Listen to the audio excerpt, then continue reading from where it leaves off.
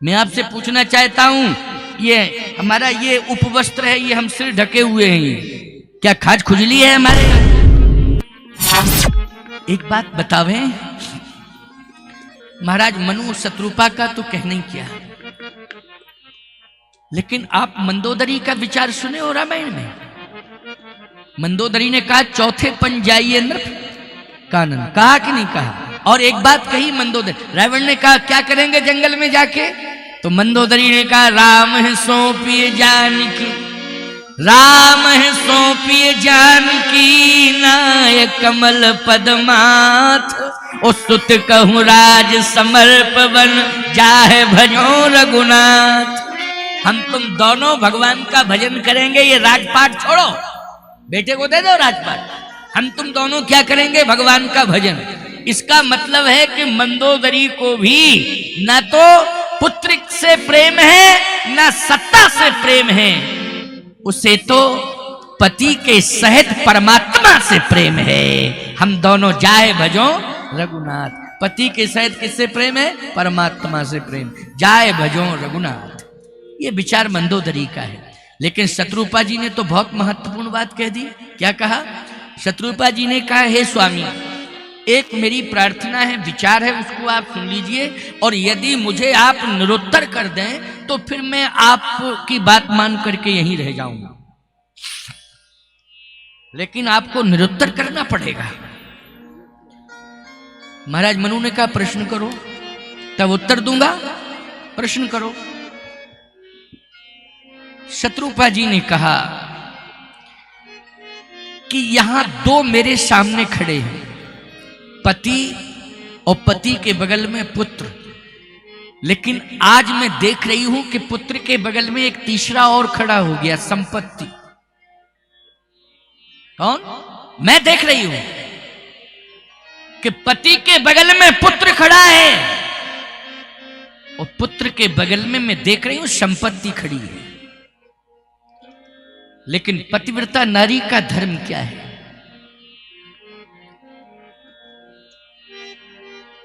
पुत्र के मोह में आकर के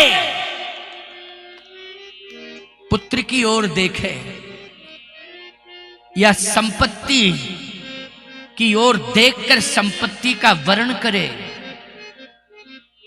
या पति के चरणों में समर्पण करे, इन तीनों में क्या करना चाहिए? तो शत्रुपा जी ने कहा उत्तम प्रकार की पतिव्रता नारी वही है, उत्तम प्रकार की विचारधारा वाली नारी वही है जो तीनों के सामने संपत्ति का त्याग कर दे और पुत्र का भी त्याग कर दे, केवल पति के पादार बिंदों में अपना समर्पण करे, बस वही उत्तम प्रकार की नारी है। अगर पति के चरणों में समर्पण होगा तो पुत्र कहां चला जाएगा? त्याग क्या करना, वो तो आएगा ही आएगा। क्यों आएगा कि नहीं आएगा? वो कहां चला जाएगा? हैं? कहां चला जाएगा? वो तो आएगा ही आएगा।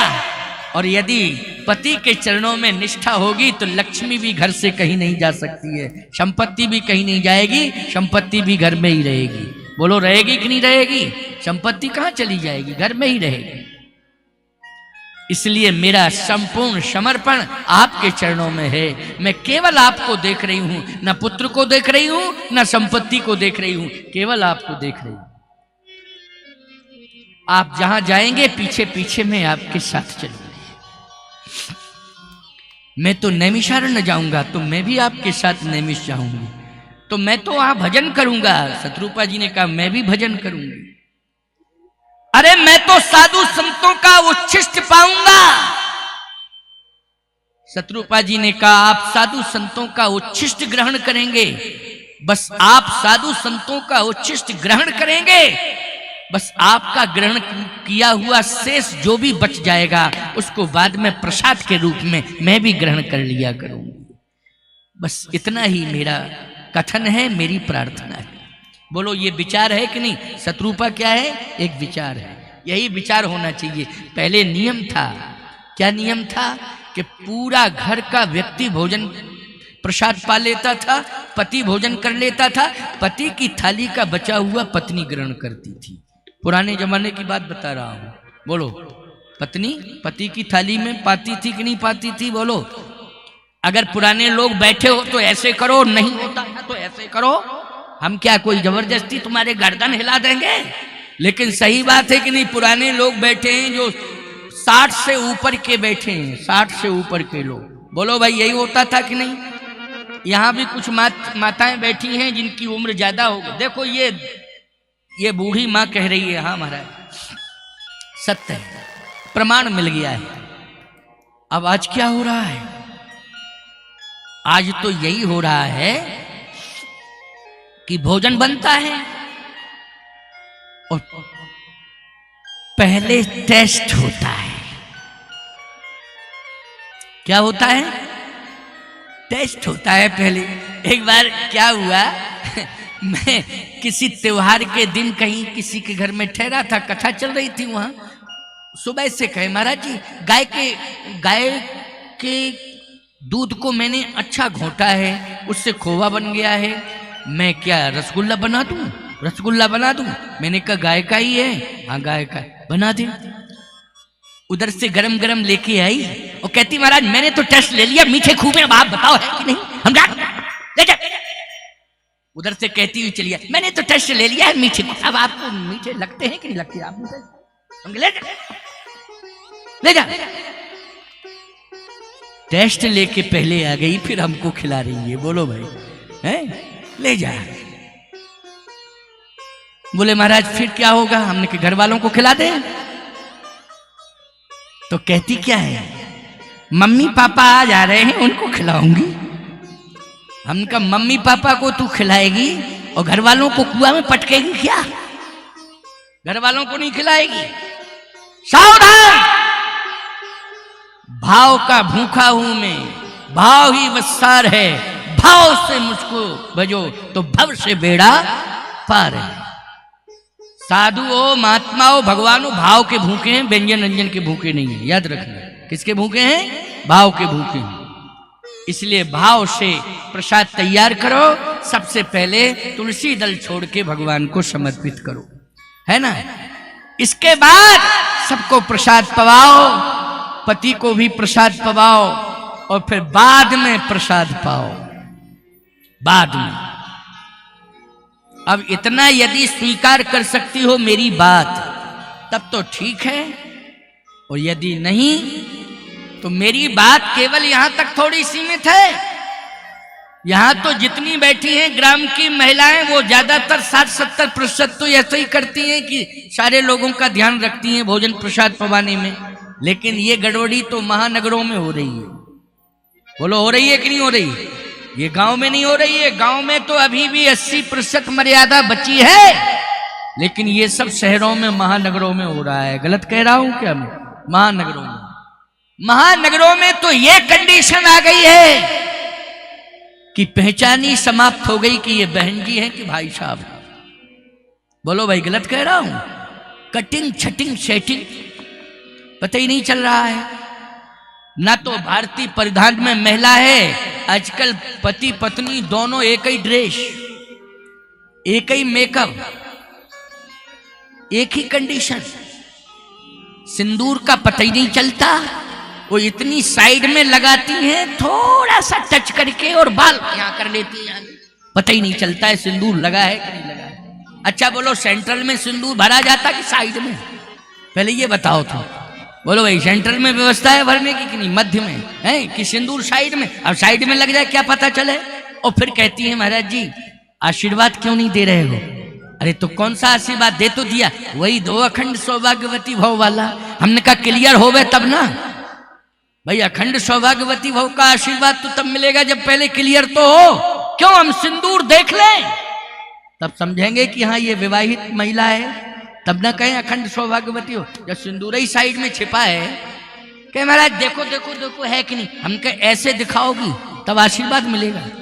क्लियर दिखाई देना चाहिए, अपने आप आशीर्वाद मिल जाता है। और मैंने कहा एक बात बता, ये लाल होना चाहिए, लाल नहीं है, ये तो नीला लगा है। नीला क्यों है? कहे महाराज थोड़ा आपको पता नहीं ड्रेस कौन सी है। हम कौन सी ड्रेस है? बोले नीली ड्रेस, नीली मांग, नीला ही नहीं। ड्रेसिंग मैचिंग ड्रेसिंग कलर सारी की सारी मर्यादाएं आज पश्चिमी कल्चर ने प्रभावित कर दी हैं महानगरों को। मैं कहता हूं माताओं, बहन, बेटियों, आज अगर धर्म सुरक्षित है तो आज ग्राम की महिलाओं के कारण सुरक्षित है। शहरों में तो पश्चिमी कल्चर ने सबको प्रभावित कर दिया है, सभी को प्रभावित कर दिया है। शहरों में, बड़े बड़े महानगरों में पश्चिमी कल्चर ने प्रभावित किया है। यद्यपि महानगरों में भी कुछ परिवार ऐसे हैं जो आज भी विशेष रूप से सनातन धर्म की मर्यादा को मान रहे हैं, लेकिन मात्रा कम है, मात्रा कम है। रसोई की पवित्रता पर ध्यान नहीं दिया जा रहा है। आज बड़े बड़े महानगरों में रसोई की पवित्रता नष्ट हो गई, रसोई की पवित्रता चली गई, भोजन की पवित्रता चली गई। मैं ये नहीं कहना चाहता हूं कि मैं महानगरों का विरोध कर रहा हूं, नारी समाज का सर्वत्र सम्मान कर रहा हूं। इस मंच से, व्यासपीठ से मातृशक्ति का सम्मान है, लेकिन यदि मर्यादा कहीं नष्ट हो रही है तो इस बात का कष्ट भी है हृदय में। सम्मान है लेकिन मर्यादा यदि नष्ट हो रही है तो इस बात का कष्ट भी है शरीर के अंदर। माताओं से मेरी प्रार्थना है कि शिक्षा की क्रांति में महानगरों में रहना यह आवश्यक है, लेकिन मर्यादा का आभूषण और मर्यादा को समझने के लिए महानगरों का संबंध ग्रामों से होना आवश्यक है, तभी मर्यादा सुरक्षित रह सकती है कि जिन महानगरों का संबंध ग्रामों से जुड़ा रहेगा। आज ग्रामों को भूलते जा रहे हैं लोग। ग्राम की मिट्टी चंदन है, ग्राम का देवता सिद्ध है, बोलो है कि नहीं? ग्राम का देवता सिद्ध है, ग्राम की मिट्टी चंदन है, ग्राम की मर्यादा आभूषण है। अगर ग्राम सुरक्षित रहेगा, मर्यादा सुरक्षित रहेगी, ग्राम सुरक्षित रहेगा तो सिद्ध सुरक्षित रहेंगे, और ग्राम सुरक्षित रहेगा तो संत भी सम्मान को प्राप्त होते रहेंगे, संतों का सम्मान होता रहेगा। और ग्राम यदि सुरक्षित रहेंगे तो इंसान की कौन कहे, एक दिन ग्राम की मर्यादा के कारण भगवान भी ग्राम में प्रकट हो जाएगा और ग्राम में देखने को मिलेगा भगवान, फलाने ग्राम में भगवान प्रकट हुआ है। इसलिए मैं कहना चाहता हूं कि आज पश्चिमी कल्चर से शहर प्रभावित हो गए हैं। भगवान उन शहरों को सनातनी मर्यादा से आच्छादित करे और उन शहरों को मर्यादा के आभूषणों से सुसज्जित करे, ये मेरी भगवान से प्रार्थना है।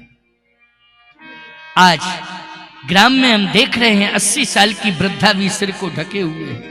ये क्या है? ये मर्यादा नहीं है तो क्या है? बोलो भाई। लेकिन शहरों में आज ये सिर ढकने की प्रथा ही समाप्त होती चली जा रही है। बोलो, होती चली जा रही कि नहीं? ये रूढ़वादिता नहीं है, याद रखना, ये सनातन की मर्यादा है, ये रूढ़वादिता नहीं है, ये सनातन की मर्यादा है। मैं आपसे पूछना चाहता हूं, ये हमारा ये उपवस्त्र है, ये हम सिर ढके हुए हैं, ये क्या खाज खुजली है हमारे यहाँ? बोलो भाई। लेकिन क्यों? ये मर्यादा है। ये क्या है? बोलो भाई। ये मर्यादा है, ये मर्यादा है, आचार्य की मर्यादा है, परंपरा है, इसलिए इसको मैंने स्वीकार किया है। भारतीय नारी जिसकी मांग में सिंदूर है, बोलो उसका सिर ढका हुआ होना चाहिए कि नहीं होना चाहिए? सिर ढका हो, यह आवश्यक है।